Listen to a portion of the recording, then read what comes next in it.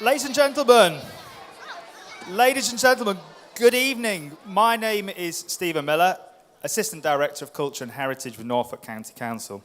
It is my very great pleasure this evening to welcome you to this most incredible venue, the Hippodrome, on what promises to be a very special night. On behalf of Creative Collisions, Norfolk Museum Service and all the partners, I would like to thank our key funder, the Heritage Lottery Fund, and Norfolk Music Hub for making tonight's performance of Requiem possible, and our co-producers, Orchestras Live, the wonderful BBC Concert Orchestra, and all the partner organisations and all their teams that you see in the programme for their outstanding support throughout the project. All these organisations generously gave their time, expertise and practical help, and in many cases did it all twice after the unexpected rescheduling due to the weather. Most of all, though, I would like to thank the 300 young people from this very special part of the world who really did the hard work.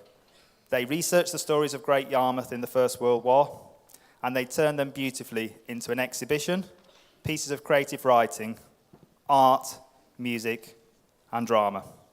So without further ado, please sit back and enjoy Requiem, an Act of Remembrance.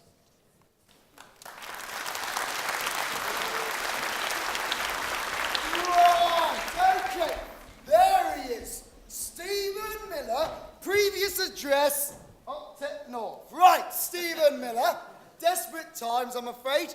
You're being enlisted. No. March up that way, go on your way. Go, go, go, go, go. Left, right, left, right, left, right, left, right.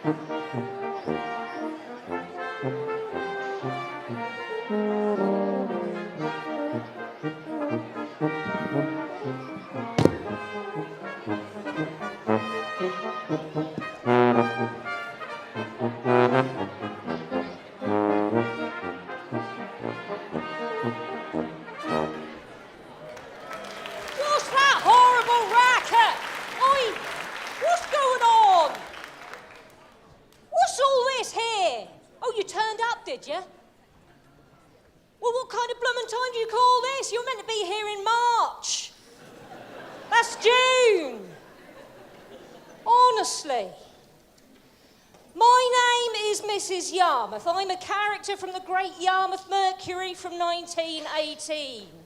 I meant to represent the average Yarmouth woman. Steady on. Steady on. No, I've got to tell you a couple of things. I've got to tell you, first of all, if any of you have got their mobile telephones or iPads or cameras or anything like that what can take pictures, put it away. I don't want to see it. We got professional photographers and even somebody making a film. So the children are all going to be able to get copies. So just put them away and keep them hidden up. The other thing is pickups. Now, don't you all come rushing down to pick up your darling little Johnny at the end of the show. Because the teachers, they've all got a system. And you'll come down here and you'll muck it all up and they'll get the right hump. All right, so what you've got to do is you've got to wait outside and the children will be brought to you. Right, are we ready to start? That's hard to tell with this lot, isn't it? Right, this here is a requiem. That's a way to remember, a commemoration. And we're remembering the Great War. Well, I call it the Great War because I'm from 1918, but you lot, you're all from 2018, so you call it World War I. Now, the children here have been working so hard, finding out all about how the people in Great Yarmouth lived during the Great War. They've been making art, they've been writing poems and prose, they've been writing scripts, and they've been writing music. So, without further ado, the day war broke out, I was living in the Rows. Row 102, squitty little place that was on the ground floor, not 3 rows from where I was born.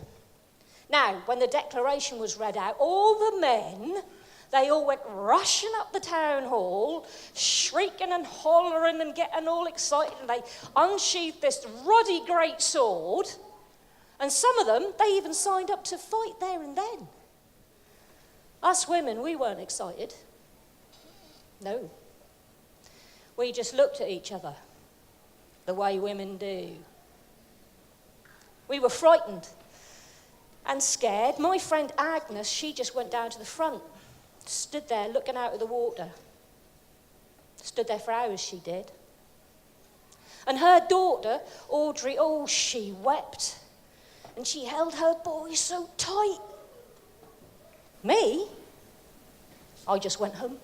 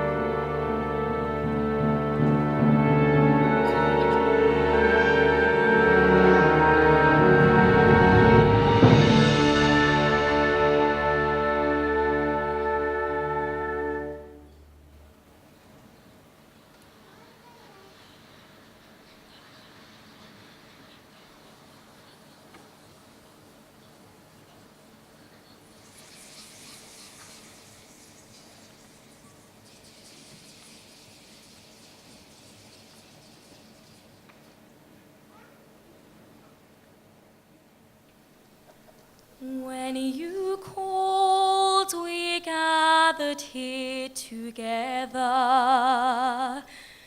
From our homes, the sea and the land.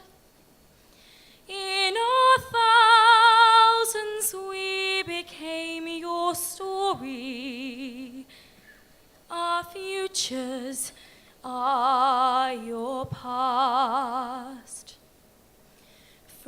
the skies that fed our fields, from the seas that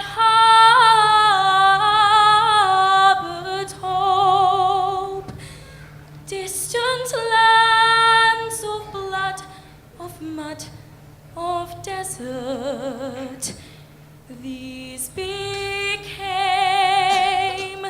our final home.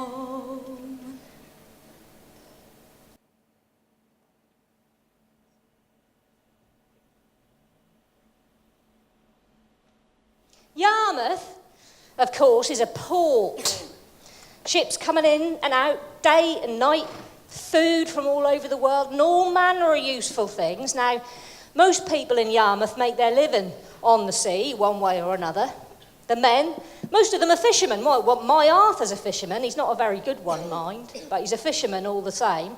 The fishermen, they go out, collect the catch, and then they come back in to the quayside, and then they load it all up onto the troll carts and haul it all the way up to the markets where they sell the fish. Herons mostly. And us women, we work in the fisheries and all, gutting the fish. That's horrible work. But, you know, you have a natter and time soon passed by. Now, some of the men had to give up their boots during the war. They became minesweepers, trying to clear all them bloomin' explosives out the sea. That was dangerous work, and you didn't get no say in it. Now, you've probably gathered I'm not too keen on my husband, but there are women that like their husbands, so I'm told, and them, oh dear, they worried. They were white with fear, waiting for their husbands to come home from the sea. Now, in a minute, we're going to hear from our first school band, Flegg High School, and they're going to play a piece written all about the sea. But before then, we're going to hear from some students from Benjamin Britten High, and they're going to read some poems. They're going to read Safe, Home, and The Ticking Tock. We're all in the same situation, longing to go home, waiting for it to be over. The one thing keeping us together is the thought, the hope of going home, seeing our loved ones. We hold each other up, help each other through it, like a family, holding on to the last little bit of hope left. We remind each other that it will end and we will return home. Every day I wake up wondering if my brother, friends, and family are still alive. I hate that thought because no matter what you do, you can't help them. That thought in my mind will probably never go away until they return home and are safe. A rush of anxiety came to me. I opened my eyes to another dull morning, wondering whether my loved ones are okay. A thought entered my mind. There he was, my brother, standing right in front of me with that smile of his. My eyes opened to see the cruel reality of my life. I stepped outside, wiping away the tears that filled my eyes. Across the street, a young lady stood.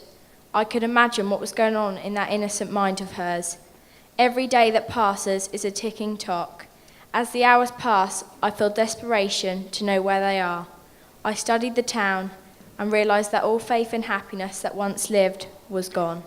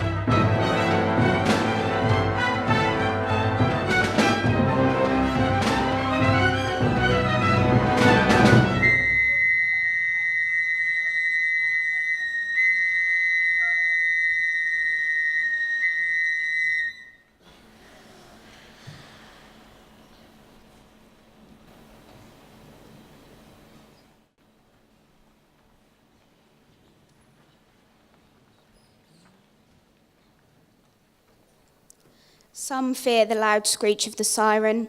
Some call it the siren of death. Some enjoy the closeness that comes between those left behind.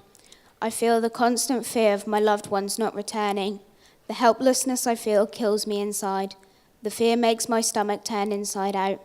The closeness with others helps. We all just try and help the others believe their family will be coming home. That was Fallon's poem about the air raids.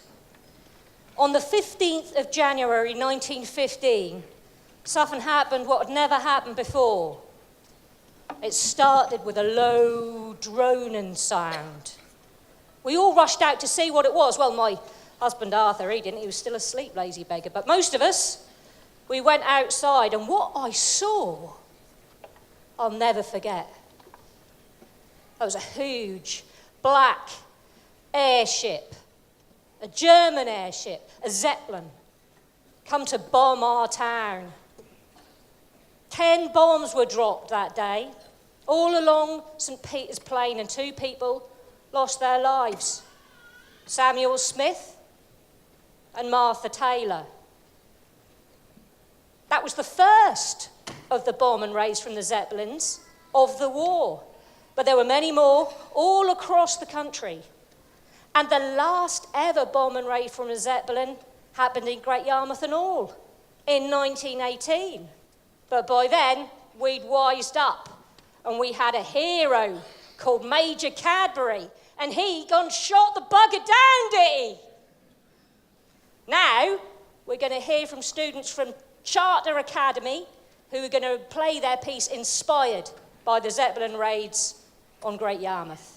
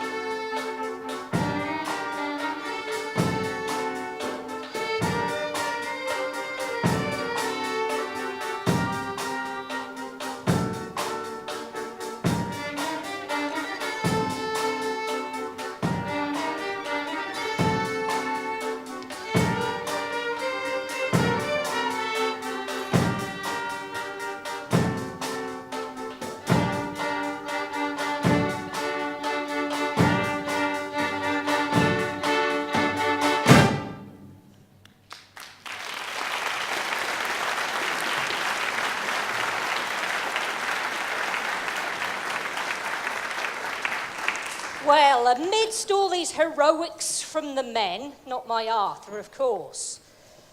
No, he ran off with some trollop from Galston the night after the bombing raid, did he?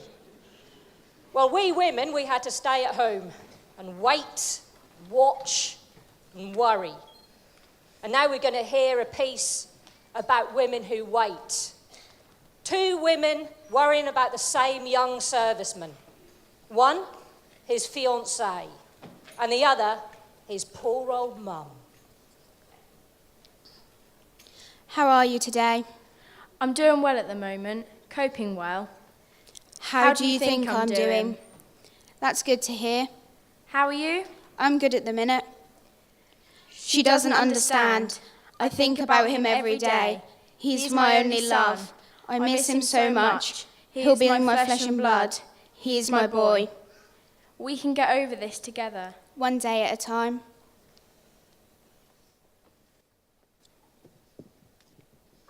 I miss what once was, the security, the lack of responsibility, the way of life. I miss the men in my life, to talk to write to not have to wait for. I miss the world. I once saw a sunset, now I only see black. Is this our future? The men are gone, I have their jobs. The security is gone, I live in perpetual fear. The men are gone, I wait, unsure if in vain. The security is gone, I write, unsure if my words will hold relevance. I await the return of my men. I await the return of my life. I await the return of good news. I await the arrival of normality as it was before.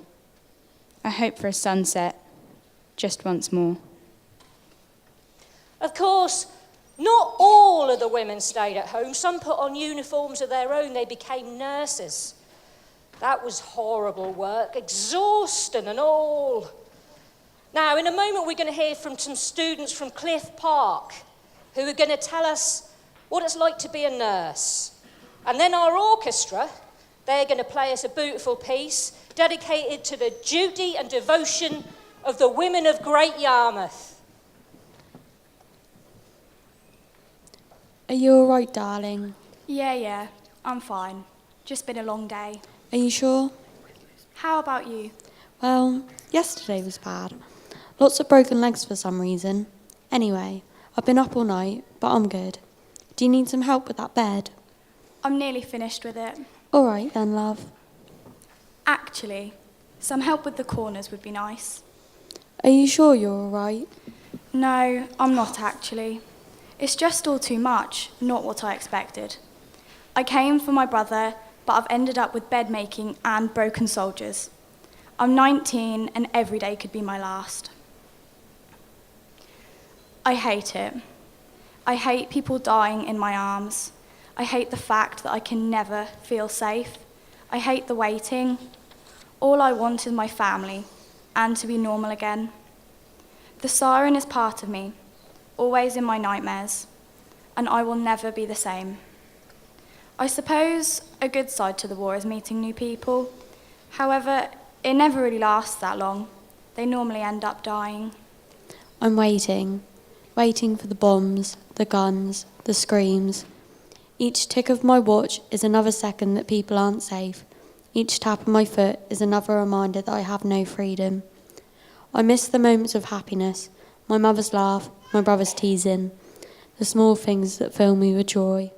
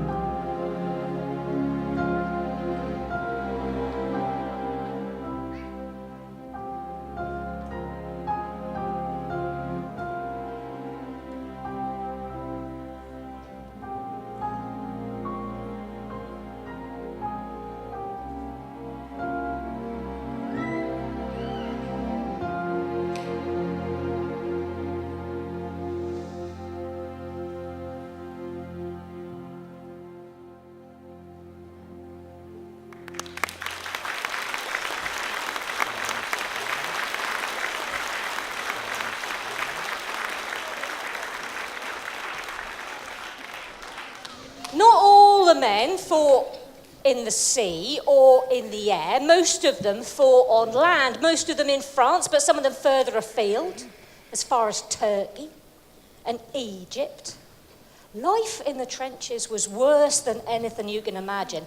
In a minute, we'll have Mohammed and Jacob, who will tell us about what it was like in the trenches. But first of all, look, I got a confession. I made a mistake earlier on.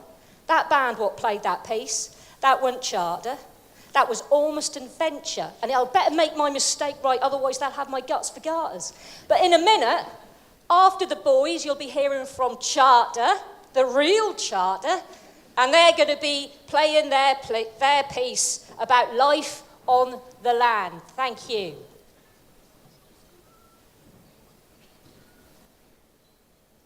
No man's land to the German trenches. You will start off in the friendly trenches where mud will fill your boots. Up the ladder to no man's land, then try to avoid the hail of bullets and artillery. Get to the British tank and use it for cover. Jump in the German trenches, fight them off, and wait for reinforcements. We will win against them. Crimson snow paints the remains of soldiers in no man's land. The trenches, covered in bodies swallowed from mud, is where the men stand. The devil rips at eyes and tears at lungs as they equip their masks. The deathly presence that always follows leaves its mark. They lose the will to speak as they swallow more gas, not food. The men are hungry, but no one eats in this feud. Water is a scar as it dampens the mud and reminds them of their thirst. But as they grab their first weapon, they don't realize they are cursed. As their view of life becomes dimmer, they realize that this is a war without a winner.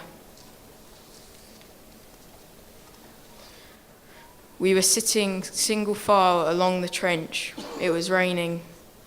The raindrops trickling on my helmet made me think of what's to come. Everyone reloaded their guns, and I prepared. The whistle blew, the sound I dreaded the worst. Hopping over the trench, my ears rang with the howling of bombshells and the bang of guns.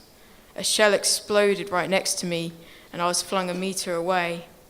Deafened and unable to move, I closed my eyes and awaited my fate. As I sit in the trench, I think to myself about what I'm missing at home. My mum's amazing cooking or working in the shed with Dad. The enjoyable times we had sitting around the fireplace telling our jokes. It all seems a distant memory since I signed up 2 years ago. Oh, how I love the family business. I think about how I hate the thick mud.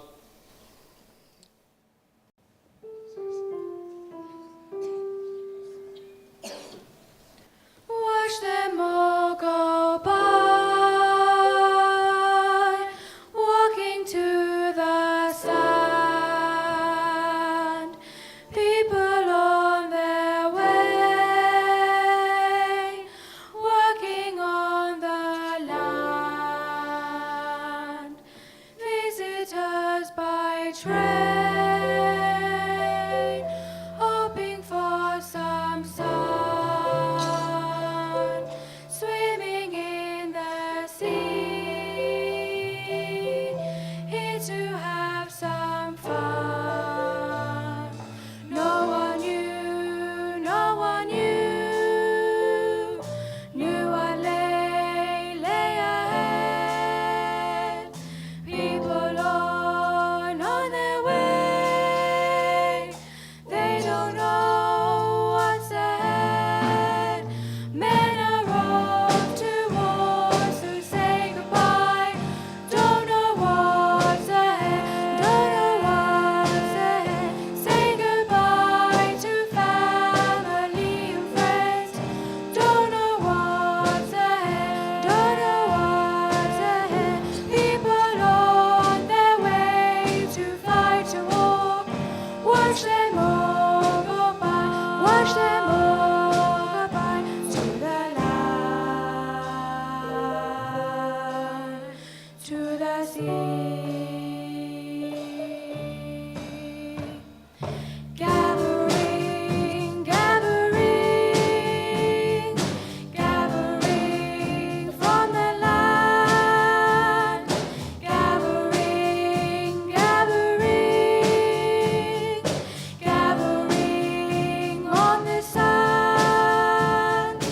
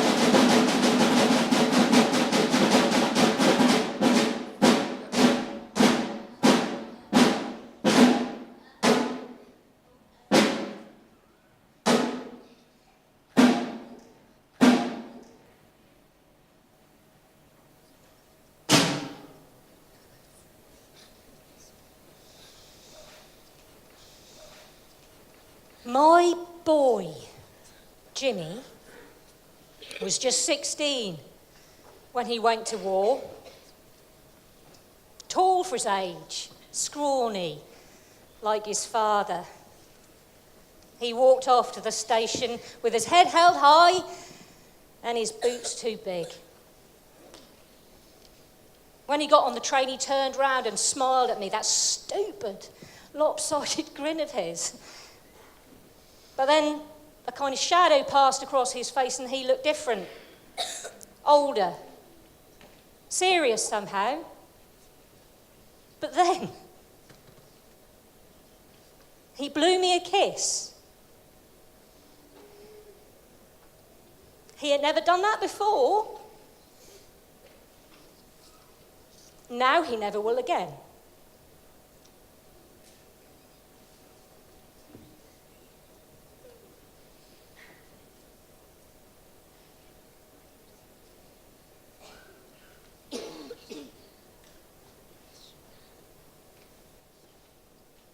So the war did end, eventually. And they had a memorial service at the Minster. Archdeacon Lyle Carr, he gave the sermon, and this is what he said. Never before in the history of England has an entire nation been called to arms. Never before has Great Yarmouth given with such willing completeness of her strongest and her best. Please, God, let our children and our children's children remember this miserable horror. That this glory is but tinsel, and pride a bauble. Such a thing must never happen again. Such a thing must never happen. Not everyone came home, of course, and they came round the houses with a list so we could write down the names of all those lost, so they could carve them on the war memorial. My Arthur's up there, and my precious boy, Jimmy. 1,472. Their stories end in different places. In Flanders mud, in Yemen, on the sea, in the air, in hospital. But they all started in the same place. They all started here, in Great Yarmouth, our home.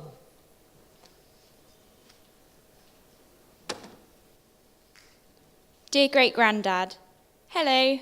It might seem strange to you, being so young, and the future must seem so far away, but I am your 14-year-old great-granddaughter, straight from 2018.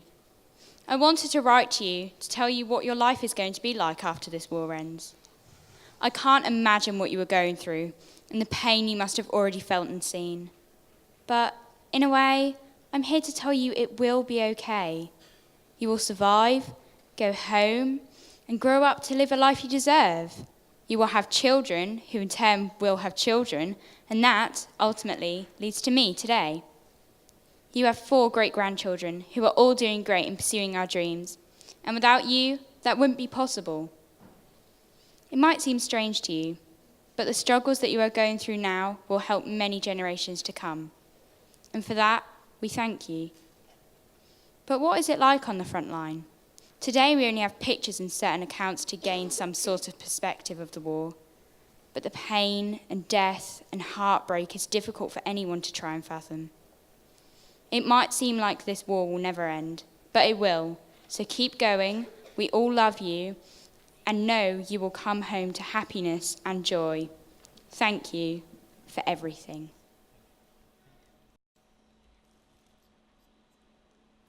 When we called you gathered here together, from your homes, the sea and the land, from your mothers, lovers, and your children, your futures quickly past. You return to lives now changed. You remain in seas and fields unknown. We remember.